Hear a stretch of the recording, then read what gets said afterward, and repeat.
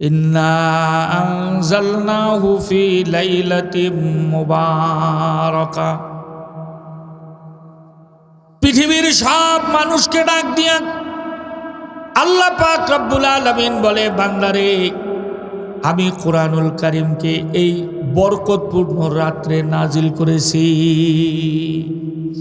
কোরআনুল কারীম এই বরকতপূর্ণ রাত্রে নাজিল করেছি। এই জন্য এই বরকতপূর্ণ রাত অনেক দামি। আল্লাহ নবী বিশ্বনবী রাহমাতুল আলামিন বলেন, দুনিয়ার ভিতরে 4টা রাত আছে খুব দামি রাত। এই 4টা রাত্রে ইবাদত করলে আল্লাহ তাআলা খুশি হয়। সুবহানাল্লাহ কইবেন না? এই 4টা রাত্রে ইবাদত করলে আল্লাহ পাক রব্বুল আলামিন ওই বান্দার উপরে খুশি হয়। একটা রাত হলো জুমা রাত, মানে বৃহস্পতিবার দিবাগত রাত। এই জুমা রাত্রে ইবাদত করলে আল্লাহ পাক রব্বুল আলামিন ওই বান্দার উপরে, বান্দাবান্দির উপরে বড় খুশি হয়। 2 নাম্বার হলো, 1 নাম্বার হলো জুমা রাত, 2 নাম্বার হলো ঈদের রাত, চাঁদ রাত আর কি। চাঁদ রাত্রে যদি কোনো ব্যক্তি ইবাদত করে,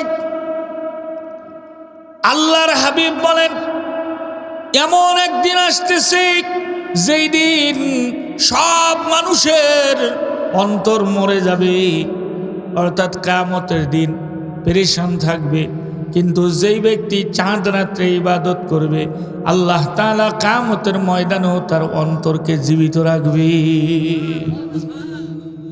আমরা তো চাঁদ রাতে যত গুনাহের কাজ আছে এগুলোর আয়োজন করি। রোজার মাসটা একটু থেমে থাকে, তো রোজা যেই শেষ হয়ে যায় শয়তানও ছাড়া পায়, আর মানুষও দুনিয়ার যত আকাম আছে এর মধ্যে লেগে যায়। এই গুরুত্বপূর্ণ একটা রাতকে ইবাদত না করে এমনিতেই কাটায় দেয় খেলায় খেলায়, বাজার সদাই করে বাজারের মধ্যে সারা রাত ধরে ঘুরে। আল্লাহর নবী বলেন 3 নম্বর রাত হলো শবে কদরের রাত। যেই রাত্রের ফজিলাত বলতে যায় আল্লাহ তাআলা কোরআনে হাকিমে একটা স্পেশাল সূরা নাজিল করেছে। সুবহানাল্লাহ বলেন। সূরা কদর, আল্লাহ তাআলা ওই সূরার মধ্যে বলেন লাইলাতুন খায়রুম মিন আলফি শাহর, 1000 মাস হতে এই রাত্র উত্তম। অর্থাৎ 1000 কয় হাজার তা কইনি, যদি 1000ও ধরা হয় তাও 82 বছর 3 মাস। এক রাত্রে ইবাদত করলে এই পরিমাণ সওয়াব পাবে। আর একটা হলো শবে বরাত। এই শবে বরাতের ব্যাপারে কিছু মানুষ বলে, দেখবেন কয় যে হুজুররা এগুলা ফাও কথা কয়, কোরআন হাদিসের মধ্যে কোনো জায়গায় শবে বরাত নাই। আসলে তো সত্যি কথা, শবে বরাত কোনো জায়গায় নাই। কেন? কোরআন শরীফ কোন ভাষায় নাজিল হয়েছে? একজনে মাত্র বুঝেছেন আমি কি কইছি। কোন ভাষায়? হাদিস কোন ভাষায়? আরবি ভাষায়। শবে বরাত হলো ফার্সি শব্দ। সব মানে রাত, বরাত মানে ভাগ্য। কোরআন শরীফ তো ফার্সিতে না, হাদিস শরীফও ফার্সিতে না। তো কোরআন হাদিসের মধ্যে যদি কিয়ামত পর্যন্ত খোঁজে শবে বরাত, তো পাবে? পাবে না। কোরআন শরীফের মধ্যে আল্লাহ বলেন লাইলাতুন মুবারাকা, বরকতপূর্ণ রাত্র। এই আয়াতের তাফসিরের মধ্যে, ব্যাখ্যার মধ্যে যে মুহাদ্দিসিনরা হাদিস বর্ণনা করেছে যে আল্লাহ তাআলা যে লাইলাতুন মুবারাকা বলেছেন, এই লাইলাতুন মুবারাকা মানে এই শবে বরাতের রাত। সুবহানাল্লাহ কইলেন না? আর হাদিস শরীফের মধ্যে রাসূল বলেন ক্বালা নবী সাল্লাল্লাহু আলাইহি ওয়াসাল্লাম ইযা কানা লাইলাতুম মিন নিসফি শাবান ফাসুমু ইয়াওমাহা ওয়া কুমু লাইলাহা। আল্লাহর নবী বলে এই শাবান মাসের 15তম রাত্র যেটা, এই রাত্রটা বড় গুরুত্বপূর্ণ রাত। এই রাত্রে তোমরা বেশি পরিমাণে ইবাদত করো। কুমু লাইলা মানে ক্যাম্প করো। ক্যাম্প করো মানে মিলাদের ক্যাম্প করো না, ক্যাম্প করো মানে নামাজ কালাম পড়ো, ইবাদত বন্দেগী করো। ওয়াসুমু ইয়াওমাহা, আর পরের দিন তোমরা রোজা রাখো। কেন রোজা রাখবে? হাদিস শরীফ ঘাটলে দেখা যায় আল্লাহ নবী সপ্তাহে 2 দিন রোজা রাখতেন। কয় দিন? 2 দিন সপ্তাহে রোজা রাখতেন। একদিন হলো সোমবার। সোমবারের দিন নবীকে জিজ্ঞাসা করা হলো, সোমবারে কেন রোজা রাখেন? বলে, এই সোমবারে আমি দুনিয়ায় আসছি, এই শুকরিয়া আদায় করার জন্য আমি নবী রোজা রাখি। তাহলে জন্মদিন যদি পালন করতে হয় তাহলে রোজা রেখে পালন করতে হবে নাকি কন? নবীজি শিখাইছে যেদিন আপনি দুনিয়া আসছেন ওই দিন যদি পালন করতে হয় তাহলে রোজা রেখে পালন করেন। আমরা কিসে পালন করি? রোজা তো দূরে থাক, কেক বানায় নিয়ে আসে, উপরে নাম লিখে, আবার হাতে তালি দেয়, মোমবাতি হুয়োই নিবায়, আর হ্যাপি বার্থডে করতে থাকে। এটা তো মুসলমানের কাজ না। আপনি যদি নবীর উম্মত হন, নবী যেটা শিখাইছে ওইটা আপনি করবেন। কথা কয় না বন্ধুরা আমার। আর একদিন হলো বৃহস্পতিবারে রোজা রাখতেন। আল্লাহর নবী সাল্লাল্লাহু আলাইহি ওয়াসাল্লামকে জিজ্ঞাসা করা হলো, ইয়া রাসূলুল্লাহ, বৃহস্পতিবারের দিন আপনি কেন রোজা রাখেন? বলে, আমার সাহাবীরা রে, প্রত্যেক সপ্তাহের আমল বৃহস্পতিবারের দিন আল্লাহ পাকের কাছে পৌঁছানো হয়। পুরা সপ্তাহের আমল বৃহস্পতিবার আল্লাহর সামনে পেশ করা হয়। নবীজি বলেন, আমার আমল যখন আল্লাহর দরবারে পেশ করা হবে, আল্লাহ পাক যেন দেখে আমি তখন আল্লাহর নামে রোজা রইছি। আল্লাহু আকবার বলেন, নারায়ে তাকবীর। আমি আল্লাহর নামে রোজা রইছি। আর রোজা এমন একটা ইবাদত, এটা কারোর দেখানো যায় না। কথা কয় না? নামাজ দেখানো যায়, দান খয়রাত দেখানো যায়, অন্য অন্য ইবাদত দেখানো যায়, কিন্তু রোজা দেখানো যায়? রোজা দেখানো যায় না। এজন্য আল্লাহ তাআলা হাদিসে কুদসিতে বর্ণনা করছেন, আস-সাওমু লি ওয়া আনা আজজি বিহি, রোজা হলো আমার জন্য, আর এই রোজার প্রতিদান আমি আল্লাহ নিজে হাতে দিব। সুবহানাল্লাহ। বন্ধুরা আমার, এই শবে বারাতের রাত্রে আল্লাহর নবী বলেন, পুরো মানুষের লিস্টটি তৈরি হয়। এই শবে বরাত থেকে নিয়ে আগামী শবে বরাত পর্যন্ত কতগুলো লোক দুনিয়ার থেকে বিদায় নিবে। আপনি আমি মনে করতেছি কতদিন যেন আমাদের হায়াত এখনো রয়েছে, কিন্তু আপনার আমার জানা নাই এই শবে বরাতে আপনার আমার নাম মৃত মানুষের খাতায় উঠে যায় কিনা। কতগুলো মানুষ দুনিয়ায় আসবে শবে বরাতের রাত্রে লেখা হয়। সারা বছর বান্দা কি খাবে, কি পরবে, সব কিছু বাজেট হয়। এই জন্য আল্লাহর নবী বলেন, উম্মত আমার, এই মিয়া এগুলোর থামান না খায়, কারা এরা? কথা কইতেছেন আল্লাহর নবী উম্মতদেরকে বলেন, উম্মত রে, এই দিন যদি তোমাদের সম্ভব হয় তাহলে একটু ভালো খানার ব্যবস্থা করবা। কারণ হতে পারে এই রাত্রে একটু ভালো খানা খাওয়ার কারণে আল্লাহ তাআলা সারা বছর তোমাকে ভালো খানার বাজেট দিয়ে দিবে। এখন আমাদের সমাজে এখন মনে হয় কমে গেছে। আমরা ছোটবেলায় দেখছি বেশি, শবে বরাত আসলি বিকেলবেলার টেনে হালুয়া রুটি বানানো শুরু আছে। এখন কমে গেছে। এখন হুজুরকে জন্য ভালো সুবিধা ছিল, প্রত্যেক বাড়িতে দুটো দিলেও পুরো হুজুরের 1 বছরের রুটি হয়ে যাবে। কথা কান ঠিক কিনা? কারণ যার বাড়ি বানাক হুজুরে তো না দিয়ে খাবে না। এক বাড়িতে দুটো করেও যদি দেয় তো হুজুরের সারা বছরের রুটি হয়ে যাবে, আর বানানো লাগবে না। এরপরেও হুজুররা বিরোধিতা করেছে, কেন? যে রুটি খাওয়ার দরকার নেই, কমপক্ষে মানুষ গুনাতে বাসুক। কথা কান ঠিক কিনা? বাইরে মনে করেন যে আমি মানলাম আপনি হালুয়া রুটি খাইলেন, কোনো গুনাই হলো না, কিছুই হলো না। এটা চালু হয়েছে কেন জানেন? আল্লাহর নবী একবার অসুস্থ ছিলেন শবে বরাতের সময়। তা হযরতে ফাতিমা বাবার জন্য নাস্তা নিয়ে আসলে, কি নিয়ে আসবে? দেখে যে সাহাবাই ভালো খাইতে পারতেছে না, অসুস্থ, এই জন্য নরম নিয়ে আইছে, নরম হালুয়া, আর সাথে রুটি তো ওদের জাতীয় খাদ্য। এখনও ওরা রুটি খায় সৌদি আরবের। ওরা আমাদের মতো 3 বেলা ভাত গেলে না তো। এখন ওই সুজি আর আলু আর রুটি খাইছে। এই হাদিস বর্ণনা হয়েছে, কোন মৌলবী এটা শবে বরাতের সাথে লাগাই দিছে আল্লাহ জানে। এই মানুষ শুরু করছে হালুয়া রুটি খাওয়াই, এই যে ধুমছে হালুয়া রুটি খায়। আচ্ছা, যদি মনে করেন আপনি ওই দিন হালুয়া রুটি খাইছেন আর আল্লাহ পাক যদি কবুল করে নেয়, তাহলে তো সারা বছর আপনি হালুয়া রুটি খাইতে খাইতে হালুয়া হয়ে যাবেন পুরা, ঠিক না? আমি হাদিস বর্ণনা করছি না যে ওই রাত্রে যে যা খাবে ভালো খাবে তাদের আল্লাহ ভালো বাজেট করবে। আপনি যদি ভালো মনে করে হালুয়া রুটি খান, তাহলে সারা বছর তো আপনি হালুয়া রুটি খাতে হবে আপনার। কথা খায় না, ভালো কিছু খান, গরুর গোশত খান, কৈতরের গোশত খান, এরপরে ভালো ভালো যেগুলো আপনার খাইতে মন চায় সবসময়, ওই রাত্রে এরকম ভালো কিছু আয়োজন করেন। আবার বেশি গিলেন না, বেশি গিললে পরে আর ইবাদত হবেন না, শুয়েই দিন পার হয়ে যাবেন। কি খান, খাওয়া যদি গলা পর্যন্ত হয়ে যায় তখন মনে হয় কি পড়বানে একটু পরে একটু শুয়ে নিয়ে আগে, এইবার গড়াগড়ি দিতে দিতে উঠে দেয় যে ওর সূর্য উঠে গেছে সকালবেলা। এই জন্য খানা কম খাওয়া, ইবাদত বেশি করা। আর এমনি তো সেহরির সময় খাওয়াই লাগবে, পরের দিন রোজা রাখলে একটাই রোজা রাখতে হয়, দুইটা তিনটা না। এই শবে বরাতের রাত্রে কেউ যদি ইবাদত করে তার সব আছে না নাই? জোরে বলেন আছে না নাই?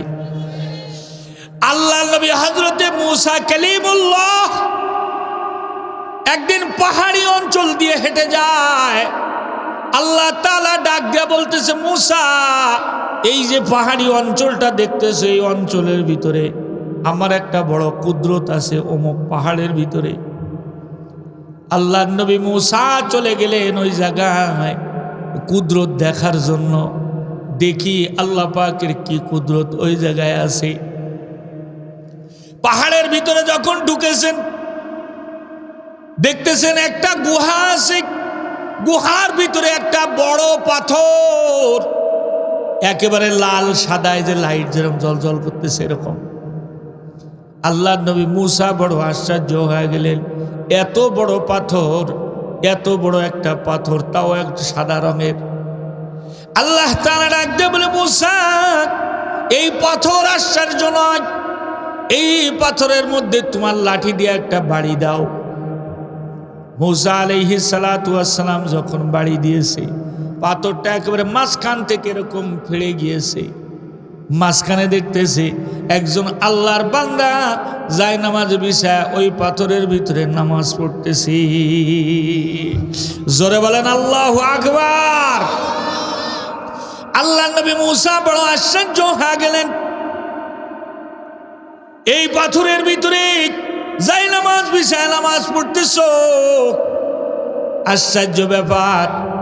জিজ্ঞাসা করেছে, আল্লাহর বান্দা তুমি এই পাথরের ভিতরে কেমনে আসলা, কতদিন রয়েছো, আর তোমার এই যে নামাজ পড়তেছো পাশে বাতাসের উপরে আঙ্গুর, বেদানা, কমলা এগুলো ঝুলে রয়েছে, এগুলোই বা তোমাকে কে দেয়? যুবক এইবার মূসা আলাইহিস সালাতু ওয়াস সালামকে বলেন, ওগো মূসা কালিমুল্লাহ, আমি যখন দুনিয়ায় এসেছি কিছুদিনের ভিতরে আমার বাবা দুনিয়ার থেকে বিদায় হয়ে গেছে। আমার মা অনেক কষ্ট ক্লেশ করে আমাকে মানুষ করেছে। ওগো আল্লাহর নবী, আমি যখন একটু বড় হয়েছি তখন আমার মা মাজুর হয়ে গেছে। আমি আমার মার খেদমত শুরু করেছি,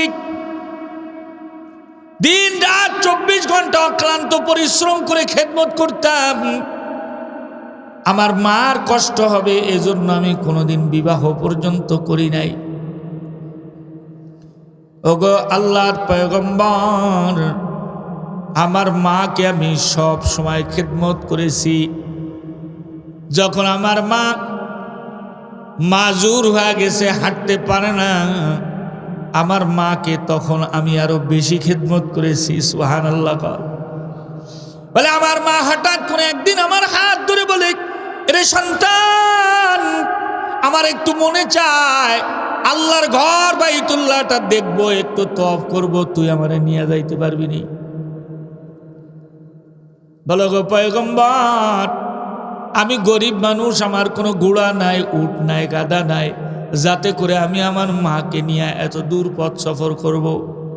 কিন্তু আমার মা বলেছে, আমার মার ভালোবাসার কারণে আমি রাজি হয়ে গেলাম। মা তুমি চিন্তা করো না, তোমাকে আমি আল্লাহর ঘর বাইতুল্লাহ তওয়াফ করাবো। ওই সন্তান বলতেছে, আমি একটা ঝুড়ি বানাইলাম, টুকরি বানাইলাম। আমার মা তো হাঁটতে পারে না, ওই টুকরির মধ্যে আমার মারে বসায়া আমি সন্তান মাথায় করে আমার মাকে নিয়ে এই দূর পথ সফর শুরু করলাম। শত শত মাইল হেঁটে আমার মাকে মাথায় করে নিয়ে আল্লাহর ঘর বাইতুল্লাহর কাছে নিয়ে হাজির করলাম।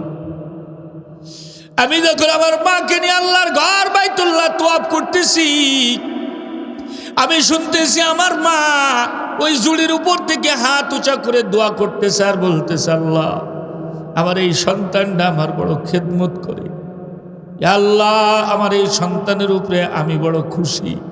তোমার ঘর দেখতে চাইছিলাম, আমারে কান্দে করে নিয়ে শত শত মাইল হাইটে এসে এখানে আসছে।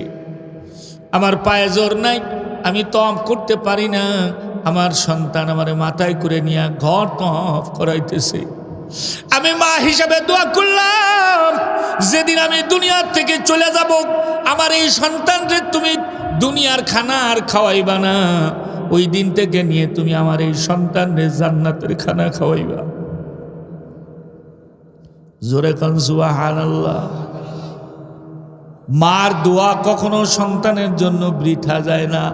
আল্লাহর নবী বলেন, 3 ব্যক্তির দোয়া সব সময় বিনা বাধায় আসমানে উঠে যায়, আল্লাহর আরশে আজিমে পৌঁছায় যায়।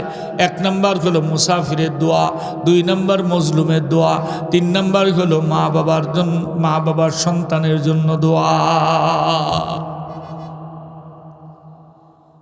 বলে আমার মা দোয়া করতেছে আর আমি চিন্তা করতেছি, হাইরে দুনিয়ার জিন্দেগিতে তো জান্নাতের খানা খাওয়া যাবে না। দুনিয়া যাবে জান্নাতের খানা খাওয়া? দুনিয়ায় তো জান্নাতের খানা খাওয়া যাবে না। আমার মা এই অবাস্তব দোয়া কেন করতেছে আমার জন্য? ওগো মুসা কালিমুল্লাহ, আমি তখন বুঝতে পারি নাই মার দোয়ার কত পাওয়ার। আমার মা যেদিন দুনিয়ার থেকে ইন্তেকাল হয়ে গেছে, আল্লাহ তাআলা আমার মার দোয়ার বদৌলতে আমাকে এই পাথরের মধ্যে ঢুকায় দিছে। ওগো আল্লাহর নবী, এই যে ফল ফলাদি দেখতেছেন, এগুলো দুনিয়ার ফল ফলাদি না, এগুলো জান্নাতের ফল। আল্লাহু আকবার বলেন জোরে, আরো জোরে বলেন আল্লাহু আকবার। নারায়ে তাকবীর, নারায়ে তাকবীর। কোরআন সুন্নাহর আলোক, নারায়ে তাকবীর। বন্ধুরা আমার, ওই ব্যক্তি বলতেছে, ওগো মুসা কালিমুল্লাহ, আল্লাহ পাক রব্বুল আলামিন আমার এইটার মধ্যে ঢুকায় দিছে। আমার যখনই যা খাইতে মন চায় আমার মুখে বলা লাগে না, আমার মনে চাইলেই আল্লাহ তাআলা আমার জন্য ওইটা ব্যবস্থা করে দেয়। আল্লাহ নবী মুসা জিজ্ঞাসা করতেছে, এরা আল্লাহর বান্দা, কতদিন ধরে এই পাথরের ভিতরে রয়েছো? বলে 350 বছর এই পাথরের ভিতরে আছি। কত বছর? বলে মুসা কালিমুল্লাহ, এই যে পাথর সাদা দেখতেছেন, এইটা রাত্র হলে আর সাদা থাকে না, দিনের বেলায় সাদা হয়, রাত্র বেলায় কালো হয়। এইভাবে আমি হিসাব করি যে দিন কখন আর রাত কখন। পাথরটা আটকে গেল, আল্লাহর বান্দা ইবাদত করতেছে। আল্লাহ তাআলা ডাক দিয়ে বলে, মুসা এই যে জিনিসটা আপনি দেখে আশ্চর্য হয়ে গেলেন, এর থেকে আরো আশ্চর্য সংবাদ আছে। আল্লাহ নবী মুসা বলে, আল্লাহ এর থেকেও বড় আশ্চর্য কি সংবাদ? বলে, ওগো কালিমুল্লাহ, আখিরি জামানায় আমার দোস্তর যারা উম্মত হবে, ওরা এই শাবান মাসের 15তম রাত্রে অর্থাৎ শবে বরাতের রাত্রে যারা ইবাদত করবে, আমি আল্লাহ খুশি হইয়া এই ব্যক্তির থেকেও বেশি সওয়াব তাদেরকে দান করব। তাহলে শবে বরাতের রাত্রে ইবাদত করার দরকার আছে না নাই? বন্ধুরা আমার, এই যে সন্তান দুনিয়ায় বসে জান্নাতের খানা খাইছে মার দোয়ার বদৌলতে, এই জন্য মা বাবার জন্য করণীয় জিনিস হলো সন্তানকে নেককার দিনদার বানানোর জন্য চেষ্টা করা। কথা কোন ঠিক কিনা?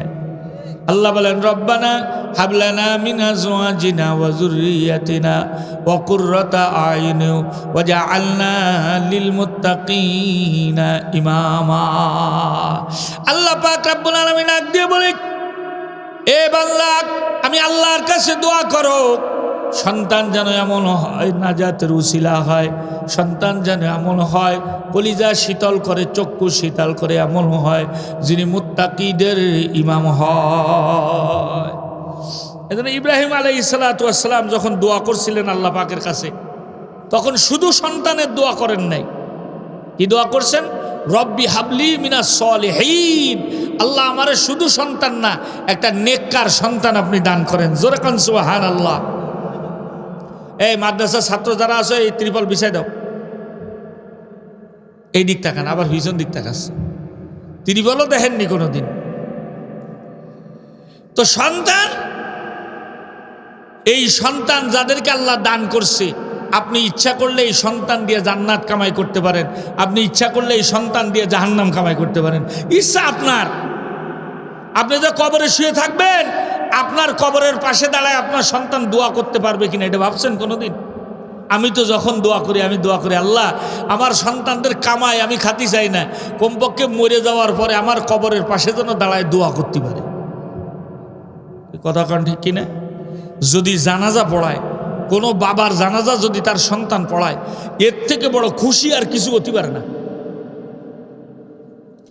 আল্লাহ নবী সাল্লাল্লাহু আলাইহি বলেন, যে ব্যক্তির জানাজা নিয়ে তার সন্তান দোয়া করতে থাকে, আল্লাহুম্মা গফির লি হাইয়িনা ওয়া মাইয়িতিনা ওয়া শাহিদিনা ওয়া গায়বিনা, আল্লাহ পাক রব্বুল আলামিন ওই সন্তানের দোয়ার বদৌলতে মা বাবাকে মাফ করে দেয়।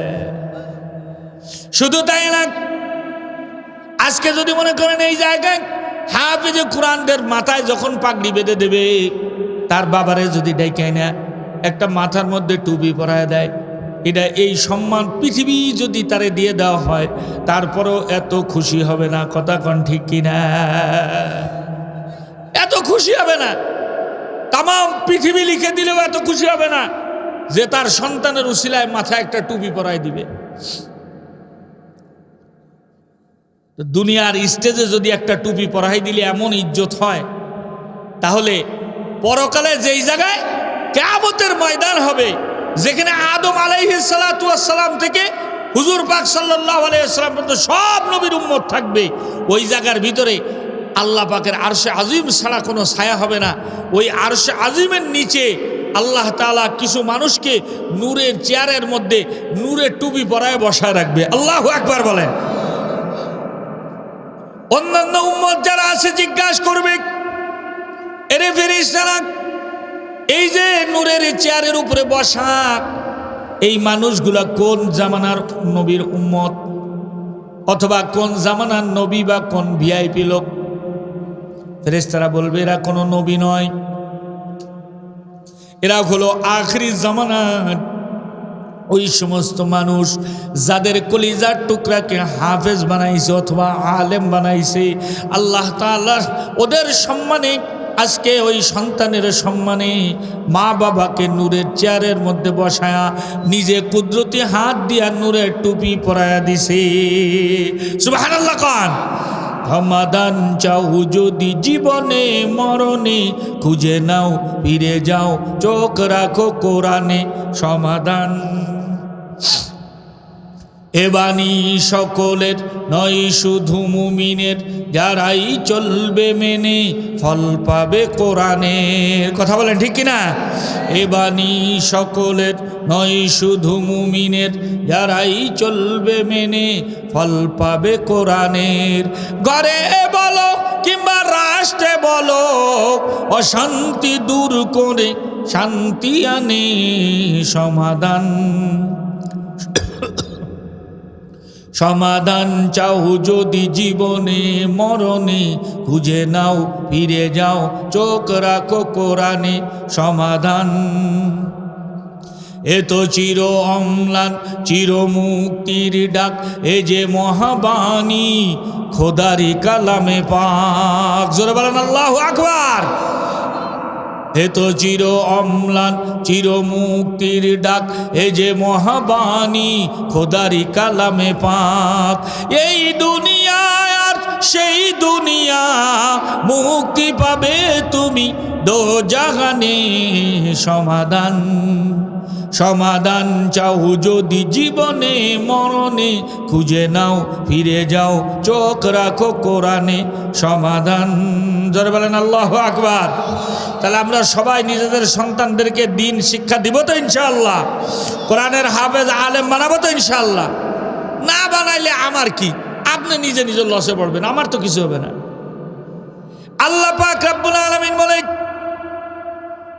কিয়ামতের ময়দানে যেই মানুষগুলো তাদের সন্তানকে দিন শিখাবে না, কিয়ামতের ময়দানে যা ওই সন্তান যখন ধরা খাবে, বদ্দিন হওয়ার কারণে দুনিয়ার জিন্দেগি তার বরবাদ, আখিরাতের জিন্দেগিও তার বরবাদ হয়ে যাবে। কিয়ামতের কঠিন ময়দানে এ আল্লাহর বান্দা যখন ধরা খাবে, জাহান্নামের ফয়সালা হয়ে যাবে। বলবে দিন শেখো নাই, দিন মানো নাই, আমার হুকুম মানো নাই, নবীর তরিকায় চলো নাই, যাও আজকে জাহান্নামে যাও। এই সন্তান তখন ডাক দিয়ে বলবে, রব্বুল আলামিন আল্লাহ তাআলা আজকে শেষ হিসাব, আজকের পরে আর কোনো হিসাব হবে না। রব্বুল আলামিন তোমার কাছে আমি দুইটা কথা বলতে চাই, খেয়াল করে শুনেন। এই ভাই, এই ক্যামেরালা ভাই, দ্রুত করতে হবে, সামনে এরকম করা যাবে না। তোমার তাইক্কুল থাকার দরকার, ওয়াজের টাইমে এসে তুমি করছো, লোকজন সব তাকাচ্ছে তোমার দিকে। এই সন্তান তখন ডাক দিয়ে বলবে, রব্বুল আলামিন আজকের দিন যেহেতু শেষ হিসাব কিতাব, আজকের পরে আর কোনো হিসাব কিতাব হবে না, কিয়ামতের ময়দানের পরে আর হিসাব হবে। কথা কান জোরে কান হবে। সন্তান বলবে, রব্বুল আলামিন কিয়ামতের ময়দান আজকেই শেষ দিন, আল্লাহ তাআলা আমি যে জাহান্নামী হয়েছি, আমার দুইটা কথা আজকে শোনা লাগবে আপনার। কয়টা কথা? আরো জোরে কান। দুইটা। এই দুইটা কথা আজকে আপনার শোনাই লাগবে। মনে করেন কোনো আসামি যদি ফাঁসি হয়ে যায়, আর ওই আসামি যদি বলে জজ সাহেব আমার তো ফাঁসি হয়ে গেছে, ঠিক আছে, কিন্তু আমার দুইটা কথা আছে আজকে আপনার শোনা লাগবে, শুনবে কিনা? বলবে যে কি কবি ক। আল্লাহ তাআলা বলবেন, বান্দা কি বলবি আজকে, বল কি বলতে চাস, কি বলবে? এই দুইটা কথা আল্লাহ তাআলা কুরআনুল কারীমের সূরা ফুরকানের ভিতরে তুলে ধরছে, যাতে দুনিয়ার মানুষগুলা কিয়ামতের ময়দানে উঠে এই কথা না কইতে পারে যে আমি বুঝি না, আমি জানি না, এই কথা যেন কইতে না পারে। আল্লাহ পাক ওই সন্তান তখন বলবে, রব্বুল আলামিন আমার যখন পড়ালেখার বয়স ছিল তখন আমি ছোট ছিলাম, আমার মা বাপ ছিল আমার গার্ডিয়ান। কথা কয় না? আরো জোরে কর। সন্তান কোথায় পড়বে এটা কি সন্তান নিজে ঠিক করে না মা বাপ ঠিক করে? সন্তান ডাক দিয়ে বলবে, রব্বুল আলামিন ওগো আল্লাহ তাআলা আমি ছোট ছিলাম, আমি বুঝতাম না, আমার মা বাপ ছিল আমার গার্ডিয়ান, আমার মুরব্বী। আমার মা বাবা আমারে সকালবেলায় যখন কায়দা নিয়ে মাদ্রাসায় যাওয়ার কথা, হাদিস পড়ার কথা, কোরআন পড়ার কথা, মাসআলা পড়ার কথা, দোয়া পড়ার কথা, আমারে তখন সকালবেলায় মর্নিং স্কুলে পাঠায় দিছে, আর নিয়ে যাইয়া আমারে ধরায়া দিছে স্কুলের মধ্যে ইংরেজি বই, গান শেখার বই, ছবি আঁকার বই। কথা কন ঠিক কিনা? আল্লাহ তাআলা বলে ওই সন্তান বলবে, রব্বানা ইল্লা আতা'না সাদাতানা ওয়া কুবারানা ফাআদাল্লুনা সাবিলা। আল্লাহ আমার কোনো দোষ না, আমি ওদের খানা খাইতাম, ওদের ঘরে থাকতাম, ওদের কিনা পোশাক পরতাম, আমি যদি ওদের কথা না শুনতাম তাহলে আমাকে ঘর থেকে বের করে দিত। আল্লাহ আমার কোনো দোষ না। ওরা মুফতি উসমান গনি হাবিবির ওয়াজ শুনেছি, নাসিরউদ্দিন যুক্তিবাদীর ওয়াজ শুনেছি, চরমনাই হুজুরের ওয়াজ শুনেছি, তাবলিগ আলার ওয়াজ করেছে শুনেছি, মসজিদের ইমাম ওয়াজ করেছে শুনেছি, কিন্তু ছাগলের মতো ওয়াজ শুনছে আর কান ছেড়ে দেওয়ার সাথে আমি কিচ্ছু শুনি নাই। এইরকম বাপ করেছে। দুনিয়া পাওয়ার আশায় ওরা দুনিয়ার পিছনে সন্তানকে ব্যয় করেছে। আল্লাহ তাআলা আমার কোনো দোষ না। ওরা বুঝাও না বুঝার ভান ধরেছে, মনে করেছে হাফেজ হওয়া মাদ্রাসায় পড়াও তো খয়রাতি এলে হুজুর হবে মানুষের কাছে চাই চিনতে খাবে না, আমার ছেলেরও পড়াবো না। কয় কি কয় না? এইবার সন্তান যখন মা বাবার নামে মামলা করে দিবে, মা বাবা তো সামনে দাঁড়ায় আছেন, ডেকে নিয়ে আসছে। আচ্ছা বলেন তো, এই দুনিয়ায় যদি আপনার নামে আপনার সন্তান যাক পাংশা থানায় মামলা করে দেয়, আপনি শুনছেন আপনার সন্তান যে আপনার খায়, আপনার পরে, আপনার বাড়ি থাকে, আপনার নামে পাংশা থানায় মামলা করেছে, আপনি কি করবেন? বাড়ি আসলে ওরে দেশি মুরগি ভুনা করে খাওয়াবেন? কথা কয় না? জাটা দিয়ে দাবড়াবে না? জাটা দিয়ে দাবড়াতে 3 গ্রাম পার করে দিয়ে আসবে না? যে তুই আমার খাস, আমার পরিস, আমার বাড়ি যাইস, তুই আমার নাম মামলা করেছিস, শয়তান এদিকে আয় তুই, বলবে কিনা? বন্ধু, দুনিয়ার যে মামলা হয় আমি জানতে চাই ওই মামলা জামিন হয় কিনা? এই কথা খান জোরে খান। ওই মামলা তদবির করা যায় কিনা, উকিল ধরা যায় কিনা, ঘুষ দিয়ে ছাড়া পাওয়া যায় কিনা?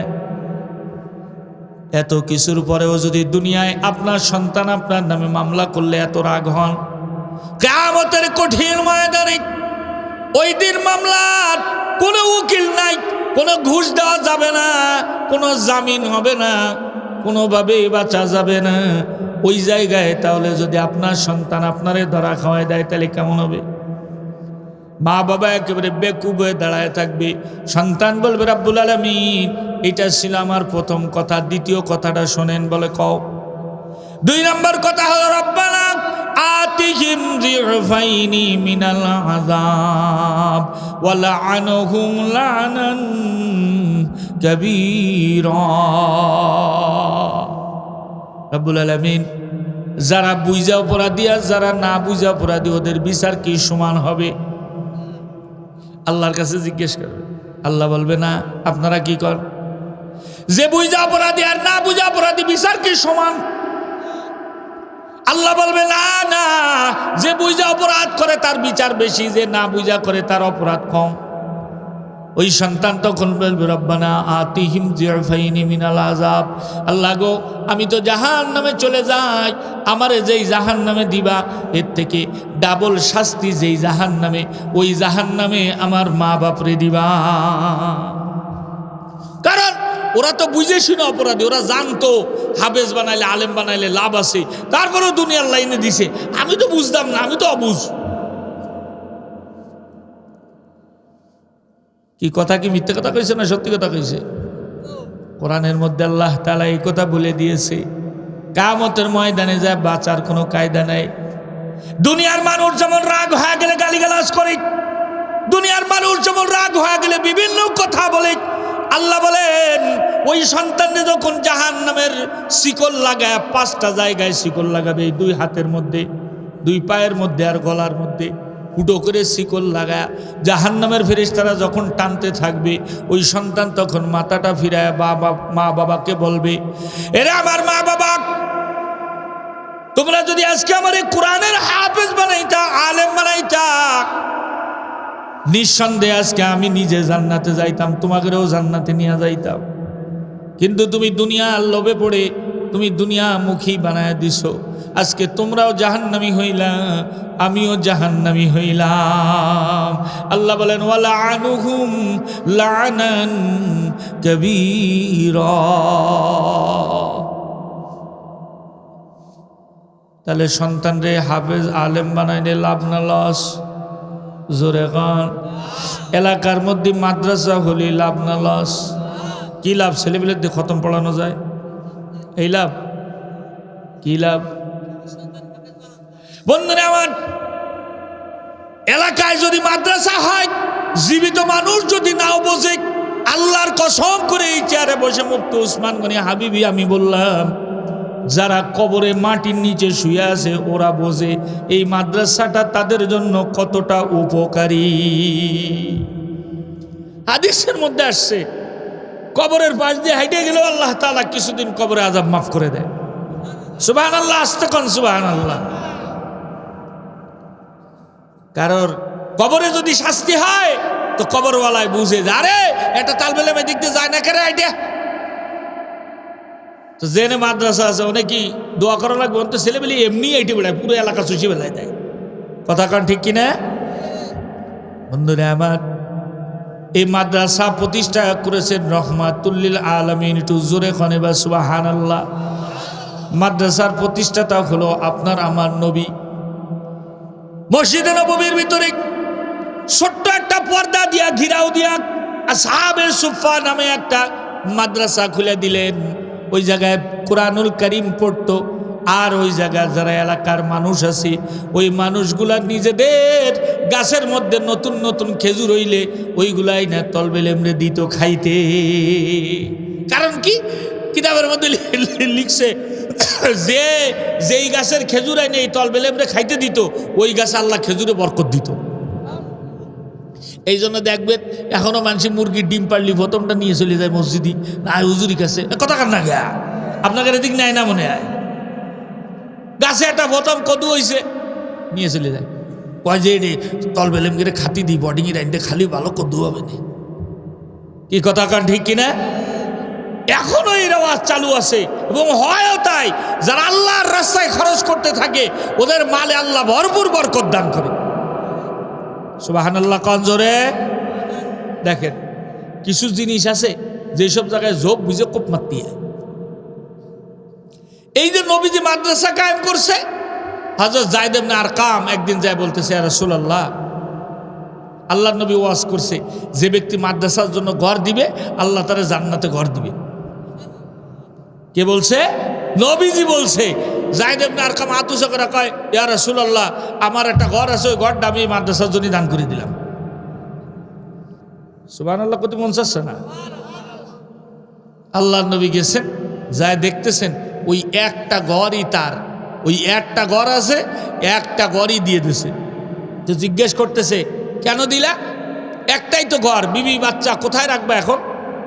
বলে, ইয়া রাসূলুল্লাহ, আমার বিবির সাথেও পরামর্শ করছি। বিবি কইতেছে এই দুনিয়ার জীবন আর কয় দিনের, এই ঘর দিয়ে যদি দুনিয়ার এই ইট পাথরের ঘর দিয়ে যদি আল্লাহর জান্নাতের স্বর্ণের আর রূপার ইটের ঘর পাওয়া যায় তো দুনিয়ার ঘর দিয়ে দেন, আমরা জান্নাতের ঘর চাই। আল্লাহু আকবার বলেন। বিবিও সেই রূপ, স্বামীও ওই রূপ, দুজনে মিলে রাজি, ঘর দিয়ে দিছে। আল্লাহর নবী বলেন, যায়েদ রে, তুমি এই কথা বলার পরে আমি উপরের দিকে যে তাকাইছি তুমি খেয়াল করছো? বলে, জি আমি দেখছি আপনি উপরের দিক তাকায় আছেন। বলে, তুমি এই কথা বলার সাথে সাথে আল্লাহ তাআলা আমারে আসমানের থেকে তোমার ওই জান্নাতের ঘরটা দেখায় দিছে। আরো জোরে কন। তাহলে এখন বোঝা গেল এমনি তো নবীর হাদিস সত্য, সাথে আবার বাস্তবে সাথে সাথে দেখায় দিল, তারপরে বোঝা যায় এটা মিস হওয়ার কোনো কায়দা নেই। কথা কন ঠিক কিনা? দেখেন এই যে হাদিস নবীজি বর্ণনা করছে, একজন ব্যক্তি চিন্তা করতেছে যে আমারে তো আল্লাহ অনেক জমি জমা দিছে পাকিস্তানের মধ্যে, বাস্তব ঘটনা। তাই আমি একটা কাজ করি। কি কাজ? আমি আমার এই জমির মধ্যে একটা মাদ্রাসা করি। সুবহানাল্লাহ বলে। সব মানুষের জায়গা মাদ্রাসার জন্য হয় না, কারোটা স্কুলের জন্য, কারোটা কলেজের জন্য, কারোটা সিনেমার জন্য, কারোটা বিভিন্ন কাজে খরচ হয়, আর কারোর জায়গা আল্লাহ মসজিদ মাদ্রাসার জন্য কবুল করে। সবারটা কবুল করে না। দিতে চাইলেও অনেকে দিতে পারে না, আবার অনেকের না দিতে চাইলেও আল্লাহ ছাড়ে না। কথা কন ঠিক কিনা? দেখবেন কিছু মানুষ আছে দিতে চাইলেও দিতে পারে না, মানে ওটা নিতে চায় না। আর কিছু মানুষ আছে দিতে চায় না কিন্তু হুজুরা যায় ওরা জোর করে নেয় ওর কাছ থেকে, তার মানে ও দিতে চায় না কিন্তু আল্লাহ ওরা ছাড়ে না। সবার মাল তো আল্লাহ কবুল করবে না। এই ব্যক্তি যখন চিন্তা করছে যে তাহলে আমি একটা মাদ্রাসা বানাই, তাহলে নবীর মেহমানখানা যদি আমি একটা বানাই তাহলে কিয়ামতের ময়দানে আমিও জান্নাতের একটা ঘর পাবো। কথা কয় না ঠিক কি না? ব্যাস যেই চিন্তা ভাবনা সেই কাজ শুরু। এখন উনি যে মাদ্রাসার মধ্যে ইট পেটকে লাইনে মোটামুটি শুরু করছে, মিস্ত্রি দিয়ে, জমিদার মানুষ, অনেক টাকা পয়সার মালিক, ঘর করছে। ঘর করলে এখন মাদ্রাসায় ছেলেবেলে যখন আসবে তখন পড়ানোর জন্য হুজুর লাগবে না? এবার একটা হুজুর রেখেছে, বেতন দেবে কিনা? তো উনি নিজে বেতন দেয়। এখন মাদ্রাসায় যখন ছাত্র আস্তে আস্তে একটু বেড়ে গেছে, মাদ্রাসায় যে থাকবে, খাবে কই? খাওয়া তো লাগবে, গরিব এতিম ছেলেবেলে। তো চিন্তা করলো যে তাহলে একটা কাজ করি, বিবির কাছে যে একটু পরামর্শ করি। আমার তো আল্লাহ পাক দিছে অনেক, আমি না হয় বাজার করে দিলাম, কিন্তু রাইন্দে দেবে কিটা? রান্না করতে গেলি তো বিবিরই রান্না করা লাগবে। তো বিবিরে যায় বলতেছে, শোনো, এই যে নবীর মেহমানখানাটা বানাইলাম, এই নবীর মেহমানখানায় মেহমানরা তো আইসে, নবীর মেহমানরা, এখন এই নবীর মেহমানদের জন্য আমি একটু বাজার করে দিলে তুমি কি একটু রান্না করে খাওয়াইতে পারবা? বিবি ডাক দিয়ে বলে, প্রাণের স্বামী, পৃথিবীতে এর থেকে বড় সৌভাগ্য আর হতে পারে না। আল্লাহ নবীর মেহমানদের আমি রান্না করে খাওয়াবো, এর থেকে বড় সৌভাগ্য আমার আর কি হতে পারে? যান, আপনি বাজার করে নিয়ে আসেন, আমি রান্না করে দিতেছি, আপনি নিয়ে যান মাদ্রাসায়, ওই নবীর মেহমানগুলোরে নিজ হাতে বেড়ে বেড়ে খাওয়াবে। যেই কথা সেই কাজ। আল্লাহর বান্দা বাজারে চলে গেলেন, বাজার করে নিয়ে আসছে, স্ত্রী রান্না করে দেয়। ওই যে বাঘ আছে না, ফেরি করে যে কান্দের মধ্যে নিয়ে, এই পাশে একটা ঝুড়ি, ওই পাশে একটা ঝুড়ি, ঝুলাই নিয়ে যায় না, এটাতে কি কয়? এই বাঘ একটা কিনে এক পাশে ডেকসি তরকারির আর এক পাশে ভাতের ডেকসি নিয়ে প্রত্যেক দিন এই আল্লাহর বান্দা গাড়ি করে নিয়ে বাড়ির থেকে মাদ্রাসায় যায়, 3 বেলা খানা নিয়ে যায়, ওই তালেবুল ইলমদের খাওয়ায়। আর ওই তালেবুল ইলমগুলো ওই ব্যক্তির দাদা দাদা কয়ে ডাকে। আপনারা দেখবেন এলাকার মুরব্বী যারা আছেন, এলাকার ছেলেবেলে আপনাদের দাদা কয় না, দাদা বলে ডাকে। ওই ব্যক্তি এইরকম করে 1 বছর 2 বছর 3 বছর 4 বছর হয়ে গেছে, প্রত্যেক ওক্ত নিয়ে খানা নিয়ে তারে খাওয়ায়। তালেবুল ইলমরা তার জন্য দোয়া করে। এমনিতেই দেখবেন মাদ্রাসার তালেবুল ইলমদের পিছনে শয়তান লাগে বেশি। কথা কান ঠিক কিনা? কি জন্য লাগে জানেন? ইমাম গাজালি রহমাতুল্লাহ আলাইহির বইয়ের মধ্যে লিখছে, শয়তানদের সপ্তাহে একদিন মজলিস হয় পানির উপরে, ওরা বৈঠকে বসে, বড় শয়তান বসে, বসে ছোট শয়তানকে কাছে শোনে, আজকে কিরা কি কি আকাম করাইছো কারে দিয়ে বনি আদমরে। তো একজনে কইতেছে জেনা করাইছি, একজনে কইতেছে চুরি করাইছি, একজনে কইতেছে ডাকাতি করাইছি। বেশি খুশি হয় না বড় শয়তান। এর মধ্যে এক ল্যাংলা শয়তান আছে, ওর কাছে তুই কি করেছিস? কাছে উস্তাদ আজকে সেরকম কিছু করতে পারিনি, এক ছাত্র মাদ্রাসায় যাচ্ছিল, তলবেলে মনে বাগায় বাড়ি নিয়ে গেছি। বড় শয়তান লাভ দিয়ে পড়ে যায়, ওরে কুলায় কাছে, ওরে আল্লাহ তুই এটা ছোট মনে করেছিস, এইটাই তো সবচেয়ে বড় কাজ। কি জন্য? আমি উসমান গনিরে যদি বাগায় বোগায় মাদ্রাসাতে নিয়ে আসতে পারতো, তো এই শত শত লোক ওয়াজ শুনতে পারতো জীবনও? কথা কান। মাদ্রাসায় পড়ায় 16-17 বছর ধরে, আমার ছাত্ররা হাফেজ মাওলানা হয়ে গেছে, মুফতি হয়ে গেছে, মুহাদ্দিস হয়ে গেছে, অতি পারতো? আরে কথা কেন রে? তাহলে আমার বাগাতে পারিনি, শয়তানের কত লস হয়ে গেছে। যারে বাগায় নিয়ে যেতে পেরেছে ওটা লাভ হয়েছে না? এই জন্য শয়তান বেশি লাগে ওর পিছনে। এখন ওই উনি প্রত্যেক দিন ওই বাঘ নিয়ে যায়, যার কারণে এই জায়গায় উঁচু হয়ে গেছে, ম্যাচ পড়ে গেছে। তো এখানে পোলা পায়নি, ওর নাম রাখছে কি জানেন? উট। উটের গলার কাছে উঁচা না, তো কইতেছে এটা হলো উট। এখন ওরে শোনায় শোনায় তো কয় না, ওই যখন খানা নিয়ে আসে, পোলা পান দূরের তো একজন আরেকজন উট খানা নিয়ে আসতেছে। আল্লাহর বান্দা একদিন সকালবেলায় খানা নিয়ে আসছে, ছোট্ট একটা বাচ্চা খেয়াল করতে পারে না, ওই ব্যক্তির সামনেই বলে ফেলছে দাও উট খানা নিয়ে আসছি। আল্লাহর বান্দা এই কথা শুনে মনে বড় কষ্ট লেগে গেছে। জমি দিলাম আমি, ঘর খুললাম আমি, উস্তাদ রাখলাম আমি, বাজার করি আমি, রান্দে আমার বউ, আমি বয়ে নিয়ে আসি, আমি নিজ হাতে বাড়িয়ে খাওয়াই, আর তোরা আমার নাম রাখছিস উট। তোদের ভালো মনে করছিলাম, কিন্তু তোদের পিছনে আমি আর কোনো নাই, তোদের আগেও নাই পাশেও নাই, কোনো খানাপিনা আর রান্না হবে না। মনে মনে রাগ করছে, তালেবুল ইলমদের কিছু বলে না। খানা যখন শেষ হয়ে গেছে, ডেকসি ডুকসি নিয়ে বাড়ি যায়, 2 আমাই যা ছাদের উপরে উঠায় রাখতেছে, সানসেটের উপরে। স্ত্রী জিজ্ঞাসা করে কি ব্যাপার, দুপুরে খানা নিয়ে যাইবা না? কয় না। কেন নিবা না? কয় পোলা পান আমার নাম ব্যাঙ্গায়, আমি নাকি উঠ। যারা আমার নাম উঠ রাখছে এমন মানুষের খানা আমি নেব না। এই যে কথোপকথন স্বামী স্ত্রী বলেছি, আল্লাহর বান্দা রাগ করেছে, রে পৃথিবীর কেউ না জানুক কে দেখেছে। আরে জোরে কর, আরো জোরে, জোর হইল না। আল্লাহ পাক রব্বুল আলামিন রাত্রবেলায় যখন ওই স্বামী স্ত্রী ঘুমাইছে, দুপুরে তো খানা নেয় নাই, রাত্রেও নেয় নাই, রাত্রবেলায় যখন ঘুমাইছে এই পুরুষ মানুষটা স্বপ্ন দেখতেছে কিয়ামতের ময়দান কায়েম হয়ে গেছে, সূর্য 1 বিঘাত উপরে চলে আসছে, মানুষ নফসি নফসি নফসি নফসি করতেছে, কে কি করবে। এর মধ্যে একজন ঘোষণা দিয়েছে, হে উম্মতে মুহাম্মাদি, যারা জান্নাতে যাইতে চাও ওই দেখো পুলসিরাত আছে, ওই পুলসিরাত পার হইয়া জান্নাতে চলে যাও। কোন মানুষ পুলসিরাত পার হওয়া ছাড়া জান্নাতে যেতে পারবে না। নবীদেরও পুলসিরাত পার হওয়া লাগবে, আর নবীদের যদি পার হওয়া লাগে, সাধারণ মানুষ তো বাদই, অবশ্যই পার হওয়া লাগবে। কথা কান ঠিক কিনা? পুলসিরাত কেমন, ও তো এমনি মানুষ বুঝানোর জন্য বুঝায় যে চুলের থেকেও পাতলা, তরবারির থেকেও দাঁড়, 30,000 বছরের রাস্তা, নিচেই হলো জাহান্নাম। ওটা তো একটা বলার কথা, তাই বলে। আসলে যে পুলসিরাত কেমন হবে এটা ওই দিন না দেখলে কেউ বুঝতে পারবে না। রাস্তা হবে পিচ্ছিল রাস্তা।